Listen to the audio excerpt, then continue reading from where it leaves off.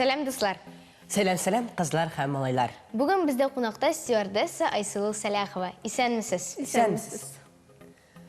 Айсулу апа, стюардесса болу сіздің қиялығыз едімі? Нешек бұл хөнәрні сөйләдіңіз? Бұл қиялы менім 12 яшта бірінші самолетта ашқанда барлыққа келді. Меңа стюардессларда бүтін сізді ұшады киімнәрі, сөйләшуләре, йөрүләре. Тек шул вақытта мен әлі бүтін ауырлығын, бүтін жауаплылығын аңламайдым. Стюардесса болу үшін қойда оқырға керек? Стюардесса болу үшін махсус оқу йортында оқырға керек. Шундай оқу йортлар һәр бір зур шәһәрдә бар. Оқу 2 айдан 6 айға хәтле сузыла ала. Мин үзем авиакомпания каршындагы бір мәктәптә оқыдым. Сіз мәктәпне бітіруге өк стюардессаға оқырға кірдігізме? Мәктәпне бітіргәч, мин башта университетка кірдім әлбәттә. Һәм аннары гына мин стюардессаға оқырға киттем. Мәктәпне бітіргәч шук кірерге ярыймы? Әлбәттә ярый. Стюардессларга нинди таләпләр бар? Беренчедән стюардесса сәламәтле булырга тиеш. Аннары шибәр, акыллы, уңган булырга тиеш. Өстәмә уку йортында укыган булса, тагын да әйбәтрәк. Минем белән укыган кызлар белән малайлар арасында шәфкать туташлары да булган иде, укытучылар да бар иде. Стюардесса болу үшін башка тел белергә кирәкме? Әлбәттә, стюардесса булу өчен инглиз телен әйбәт белергә кирәк. Мин үзем татар белән рус телләрдән башка тагын 3 тел беләм. Безгә собеседование уздырганда безнең белән инглиз телендә дә сөйләштеләр. Мин үзем тагын 2 тел беләм. Немец һәм төрек, чөнки ул эштә бик кирәк булган. Айсулу апа, стюардессалар бик матур иттереп киенәләр. Сезне монарга өйрәтәләрме? Аларның кагыйдәләре бармы?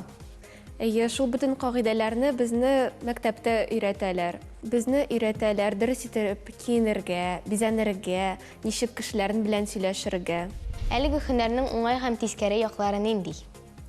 Мин бу һөнәрне җиңел генә булганга сайламадым. Мин һөнәремдә һәр бер нәрсәне дә яратам, сәяхәтләрне дә яратам, авыр моментларны да яратам. Мәсәлән, авыр моментлардан сіз кайсын айырып чыга аласыз? Һавада очканда еш кына куркак кешеләр дә оча, аларны тынычландырырга да кирәк. Шундый моментлар бик авыр була. Пассажирлар арасында дөрфа кешеләр булганда сез ни эшлисез, үзегезне ничек тотасыз?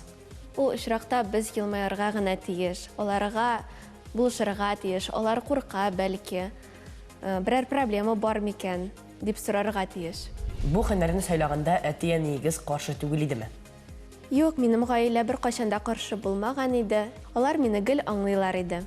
Сез бит әле җырлар һәм көйләр язасыз. Әлеге сәләтегез күптән ачылдымы? Мин бала чакта музыка мәктәбендә укыдым, тагын шигырьләр яздым. Хәзер инде бөтенсен дә берләштереп, җырлар яза башладым. Ни өчен шул музыка юлы белән китмәдегез? Чөнки мин аны хобби кебек кенә күрәм. Сезнең җырларыгызны кемнәр башкара? Мин үз җырларымны үзем башкарам. Җырлар язарга илһам каян аласыз? Мин бик күп сәяхәтләр яратам, дөньяны күрәм, һәм һәрбер илне күргәч, миңа яңа илһам килә. Тик шул илһам көтмәгәндә килә. Сезнең иң зур хыялыгыз нәрсә? Минем иң зур хыялым Бразилиядәге карнавалны күрергә. Шәп, әлеге карнавалны минем дә бик күрәсе килә. Киләчәктә уңышлар сезгә, хыялларыгыз чынга ашсын. Килгәнегез өчен бик зур рәхмәт. Рәхмәт бит зур сезгә дә. ШНТВ үз эшен дәвам итә. Безнең белән калыгыз.